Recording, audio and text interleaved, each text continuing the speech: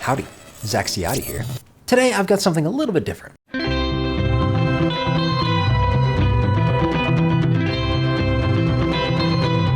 Look how wide this lens is. Not as shallow of a depth of field. You have no idea how close I am to this camera right now. And today I would like to review a little something that my friend Josh Saby, the director of American Tragedy, our documentary that I keep talking about, he discovered this on Amazon and it is absolutely phenomenal. It is an alternative to the Aputure Light Dome or Light Dome Mini. It's not as shallow as the Light Dome Mini, but it does have the Aputure's very convenient method of clicking the support rods in place, which is super cool.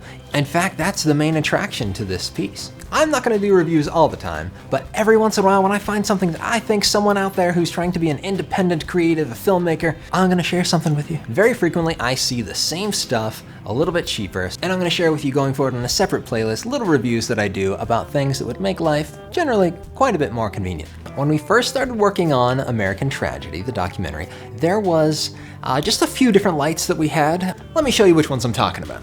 They're there. You know these things. But it dawned on me at one point that when I was competing with the light that was coming through the window behind one of the interview subjects, it really wasn't very convenient to have to set up 3 of those Dracast lights to give him enough light. So I upgraded and I got the Aputure 300D. So that's nice. One of the first things I knew with a more powerful light, I was going to need something to soften it. What a lot of people don't realize is that Aputure isn't the only one on the market that has that little fun click and place rod support system. The Fomito Nicefoto, very different name. You can quickly unclick them, let them down, and keep going. Pull it up and it locks in place.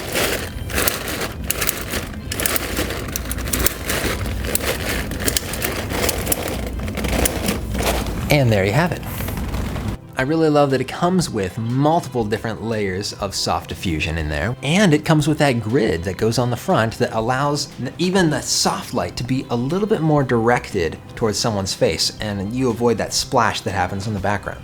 It doesn't break down perfectly flat, but it is so convenient to have something that just clicks into place like that. Super convenient, definitely less expensive, and it comes in different sizes. Not to mention the fact that even though they're not the Aputure brand name, they are extremely responsive. And so when you reach out, if you have a question, they will answer you, which is all you can ask for customer service. The only disadvantage of some of these, the Bowens mounts, comes with a little bump on the top that I actually had to use a file and shave down in my last one. I gotta say that the color in this Nicefoto Fomito brand is so perfect. It has 2 or 3 layers of softness, different layers in there that you can attach. The one thing that this doesn't have, that the Aputure Mini Light Dome does have, is that little sleeve that can hold in your gel closer to the light. On this one, you know, I find it not terribly difficult as long as you have enough gel and you have enough C47s, but you just clip the gel around the outside and it works just as good. Super convenient, definitely cheaper. Comes in different sizes, unlike the Light Dome Mini, which is phenomenal. And that's it. That's what it is. That's what it looks like. When it comes to buying stuff, gear that you need to make something, yes, of course we need some gear. Yes, they say that the best camera is the one that you have with you, this one. You like the decals that my little boy put on there? Just because other people have bigger sets and bigger equipment does not mean you still can't make something great. There are plenty of things out there to envy. That will never end. The technology train is just gonna keep going and you just have to jump on it whenever you can and not worry about what the next guy has, not worry about what you can't do, because frequently when you are kept in a small box and your creativity is struggling to figure out how to make something great within that box, you will find that your creativity will prevail. With limitations comes the opportunity to be creative and innovate. When I first went down to NAB in Las Vegas, I saw all this equipment and I went around looking so excited. I see the person that invented the Steadicam. I see the person who invented the Red camera. But the whole time I thought to myself, what is the point of being here? Even though they had good deals for a college student, that was still wildly expensive. There was a time in my life where I thought, if I could just get a cinema camera, or at least a camera that had the word cinema in its title, then I would be able to get better gigs and I would be able to show off and have something big and impress people. Well, as it turns out, that wasn't necessarily the case. So let me tell you this little story. For those that know me, they know that I'm the kind of guy that follows his feelings. Some people call it a gut feeling, some people call it a still small voice. And when I sold the first camera that I owned for my business, I went and I bought a big camera, one that had the word pro, which made me feel like a professional. I went onto eBay and I tried to find something used so I could get a good deal because I'm trying to be wise and frugal about it. As I was following up with questions from the seller, he said, actually, the one that we were gonna sell you that was a floor model, we're actually renting it out, so we're just gonna send you a brand new one. So cool, right? Well, what happened next is interesting. In just a few weeks, I received the package. I opened up the box. I looked inside. The box was plastic wrapped. Yes, indeed, this was a brand new camera. I was so thrilled to be able to have this. All I wanted to do was just tear it open and play it. And then a little something said to me, Zach, you need to sell this camera. And I said, no way. And so I ripped it open, I tore it open, I put it all together and I started playing with it. And what was just odd about that little inspiration that I received wasn't the fact that it was just sell that camera. It was actually sell that camera and get a cheaper one.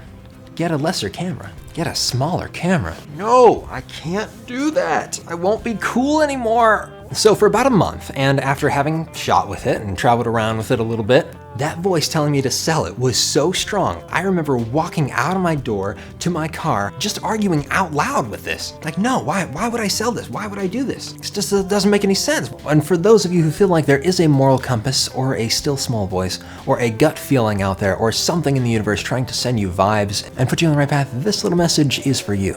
That night, a month after owning it, I just couldn't help it. I had to say, all right, I'll put it up for sale. In the process of selling that back, I lost about $1,000 just to use it for a month. Because I had gotten it brand new, I probably could have made a profit on it, to be honest. But no, that was not something I wanted to do, did not want to listen. It had been a couple of months and I was only renting cameras. I was getting a little nervous, wondering what's the camera that I'm gonna get? What should I get? Then I settled on the GH5. Not only that, I did 2 GH5s for that price. And not only that, I used my wife's 20% off coupon on eBay for a drone. Then I got certified as an FAA licensed airman. I got all these different rig parts made to look big and fancy. Then I shot with the same 2 clients again that I had filmed with during that month when I owned that big cinema camera. And guess what?